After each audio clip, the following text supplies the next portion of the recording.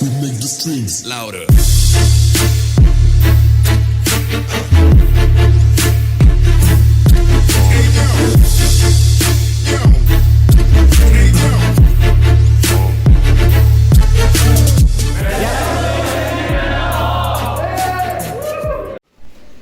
Hi guys, എല്ലാവർക്കും സുഖമാണെന്ന് കരുതുന്നു. Hope all you guys are doing well.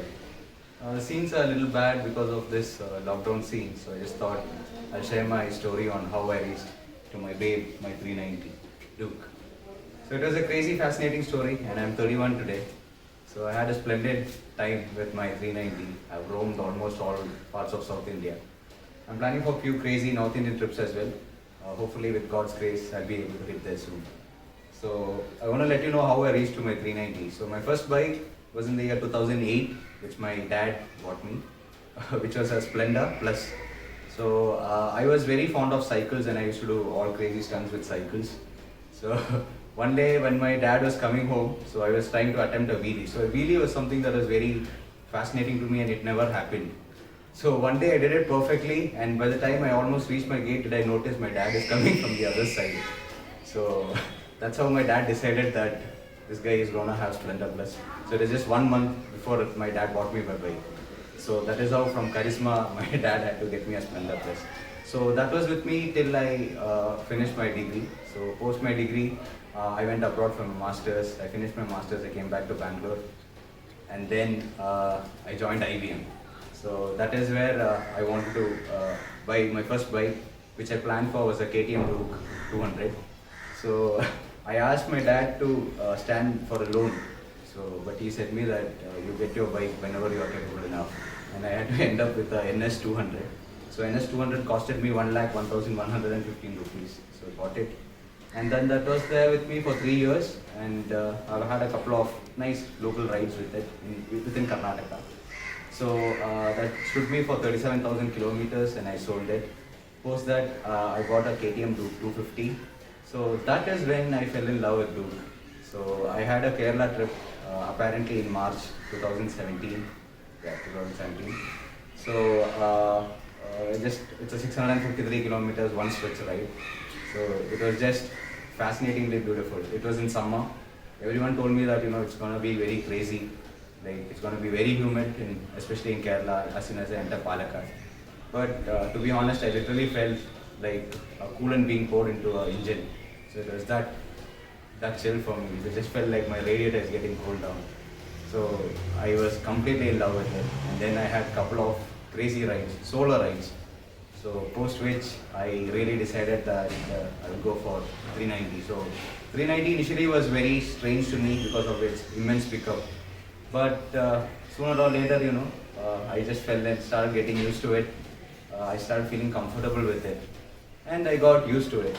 So I had been for nearly 3 rides with this now so far, 2 to Kasaragod and 1 to Chennai, and absolutely splendid, crazy solo rides.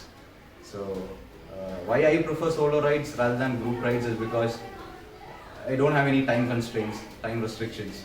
It's my dream, my wish. I just move with it, and I generally don't like resting too much in journey. So I mean, like, the start point and end point should always be on time is my consideration. So I just stopped for like fuel stops. So I hit Chennai in 4 hours and Kasaragod in 5 hours. So in both the times it was like 5 hours. So first ride was around 5 hours 5 minutes, and the second one was 5 hours. I've touched top of 173 with my 390. Till 150 is comfortably smooth. It's as smooth as going normal. So I didn't feel any risk, nothing at all. It just took me off. There are times when I see the police standing on the roads to catch the speed, and then I realize that my vehicle has crossed 120. So vehicle is absolutely crazy. So more than 150, I feel it is not required for Indian roads. Indian roads are quite unpredictable. So I'm always with my precautions whenever I'm on with my bike. So I'm always on my gears. I have a good riding jacket. I always ensure I wear a jeans. So and shoes. So I mean, like, this is a must before I go for any ride. I use a riding glove and a helmet as well. I've got a crazy collection of helmets as well. So I'll speak about some strange incidents that have happened. So in the year 2012, I met with an accident in Hebbal. So I was coming back from my office. So So when I was at a very good speed, so a dog just jumped in front of my bike. So I was not able to control my bike and I slipped from my bike. I scratched out in between my handles right onto the road, in the ring road. So that day is when I realized, the gears, the role the gears play in our lives. So I literally dragged at least like around 15 to 20 meters on the road. So not even a scratch by God's grace happened to me is because of my gears. So I had a motocross helmet with me. The front was completely worn off. My gloves were torn, but nothing happened to my hand. So my jacket, so I was just wearing a sweatshirt that day. So my sweatshirt pulled off, but again, and my jeans too. So I mean, like, because of my shoes, jeans, jacket, gloves and helmet, nothing did happen to me. Bike was screwed. So that was one strange incident that happened. And another one was when I was hitting Salem Coimbatore highway. BMW just pulled off from the right lane for an emergency stop, suddenly to the left. So and I was at an extremely high speed. So for me to stop at that point of time was impossible. So I immediately pulled down all my gears. I did try braking, but my KTM did help me stop. And why I wanted to tell you this is because, it doesn't matter how you ride. So the person in front of you, the person who's coming opposite to you, a small mistake, a glimpse of a second's mistake can put things in trouble. So like, always be on caution when you guys are on wheels, especially on bike. So, it can do wonders, it can fly, it can just fly. But, the impact that you can have is much more than what you can think.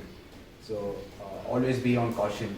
I never take a pillion rider with me, especially when I'm on long rides. It is uncomfortable for the rider as well as a pillion rider. So first of all, for us, we have the handles who are riding, so our hands are on grip with the handle, so we are firm to it. And bikes that are like, powerful enough can just go more than 120 in seconds. I mean, like, it's quite uncomfortable for a pillion rider and it's too risky for them as well. Considering all the risks, I never appreciate a pillion rider behind me. So I would suggest all the riders to enjoy your maximum on bike riding solo. So sport bikes are meant to be solo ridden. It's a solo rider bike. So ride it alone, that's your babe, and that will give you all the best feel you have. Few precautions that I always ensure while I'm riding. So do not be focused on your camera or speedometer.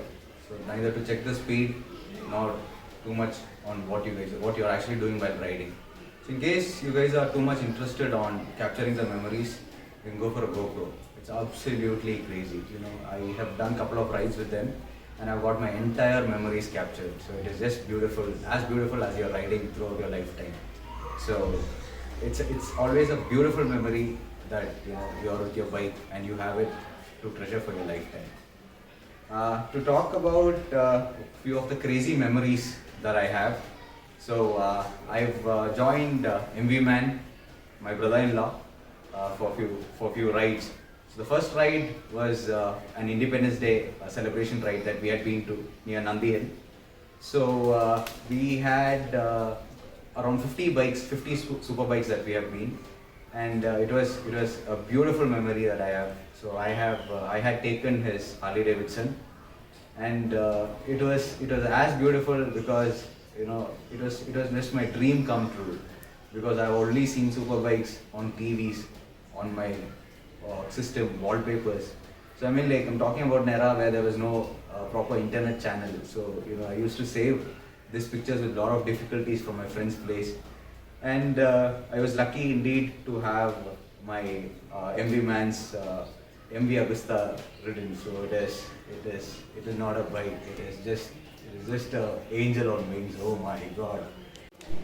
Once I had taken MV Man's Harley to my office annual day celebration, and the welcome that I got was auspicious, and they just made me enter the bike, into the annual day celebration. My friends crowded up, and the friends cheered me up.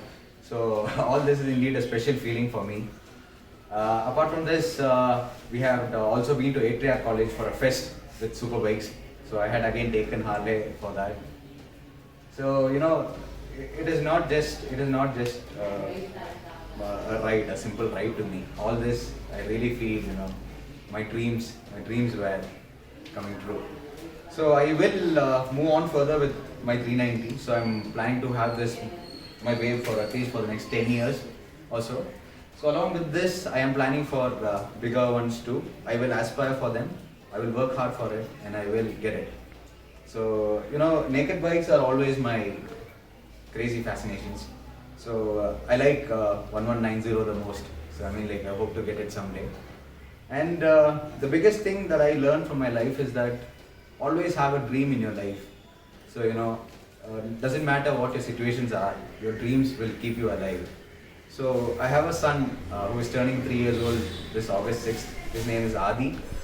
So I will for sure implant this seed in his mind to live for his dream. So I don't know what his dream is, but for sure I will make him dream. I will make him work for his dream. I will make his dream come true. So hope you guys all are doing good. And thanks Avi man. Thank you for giving me this opportunity. This is my first video in my life that I'm speaking to a crowd. So thank you so much, bro. Dan, my brother-in-law, you're my bro today, is because of the connections we've had, because of the mindset we share. Just a beautiful guy. Thanks.